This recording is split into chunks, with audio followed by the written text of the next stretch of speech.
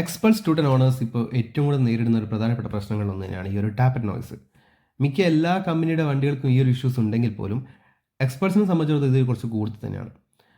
അതായത് മിക്ക വണ്ടികൾ 10 6 വണ്ടികൾക്കും ഈ ഒരു ഇഷ്യൂസ് തന്നെയുണ്ട്. എനിക്ക് തോന്നുന്നത് എൻ്റെ വണ്ടിക്ക് ഇതുവരെ ഈ ഒരു പ്രോബ്ലം വന്നിട്ടില്ല. സ്റ്റിൽ ഇപ്പോൾ 3000 കിലോമീറ്ററോളം ഓടി, അതുപോലെ തന്നെ എൻ്റെ ഫ്രണ്ടിൻ്റെ വണ്ടി ഏകദേശം 5000 കിലോമീറ്റർ ഓടി. നമുക്ക് 2 വണ്ടികൾക്കും ഇതുവരെ നിലവിലൊരു പ്രശ്നം വന്നിട്ടില്ല, ഈ ഒരു ടാപ്പറ്റ് നോയ്സ് ഇഷ്യൂ വന്നിട്ടില്ല. ഞാൻ മുന്നേ ഈ ഒരു നോയ്സ് വന്ന ആൾക്കാരുമായിട്ട് സംബന്ധിച്ചിടത്തോളം സംസാരിച്ചു. എങ്ങനെയാണ് ഈ ഒരു ഇഷ്യൂസ് വരാനുള്ള പ്രധാന കാരണങ്ങൾ എന്താണെന്ന് അറിയണമല്ലോ നമ്മൾ. അപ്പോൾ ഞാൻ ഡീറ്റെയിൽ ആയിട്ട് ചോദിച്ചിട്ടുണ്ടായിരുന്നു. അപ്പോൾ മിക്ക വണ്ടികൾക്കും ഈ വരാനുള്ള പ്രധാനപ്പെട്ട കാരണങ്ങളെന്ന് വെച്ചാൽ ഇതിന് ടോർക്ക് കൂടുതലായത് കൊണ്ട് തന്നെ മിക്ക ആളുകളും ഈ 6th ഗിയറിൽ ലോ സ്പീഡ് പോകും.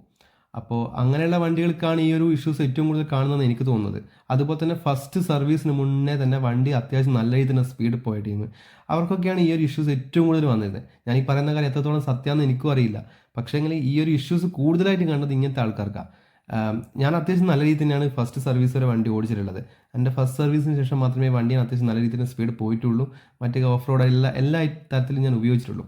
അപ്പോൾ മുന്നേ ഈ ഒരു രീതിയിൽ ഉപയോഗിച്ച ആളുകൾക്കാണ് ഈ ഒരു ഇഷ്യൂസ് ഏറ്റവും കൂടുതൽ വന്നിരിക്കുന്നത്. പിന്നെ ഈ ഒരു നോയ്സ് വന്നിട്ടുണ്ടെങ്കിൽ നിങ്ങൾ എത്രയും പെട്ടെന്ന് സർവീസ് സെൻറ്ററിൽ പോയിട്ട് ഇത് ക്ലിയർ ചെയ്യണം. കാരണം ഈ ഒരു നോയ്സും വെച്ചിട്ട് വീണ്ടും വണ്ടി ഒരുപാട് ദൂരം ഓടുകയോ അല്ലെങ്കിൽ നമ്മൾ അത്യാവശ്യം ഓഫ് റോഡ് അല്ല ഹൈ സ്പീഡിലൊക്കെ പോവുകയാണെങ്കിൽ ഈ ഒരു ഇഷ്യൂ കൂടുതലായിട്ട് വന്നു കഴിഞ്ഞാൽ അതിൻ്റെ ഹെഡിനൊക്കെ ബാധിക്കും.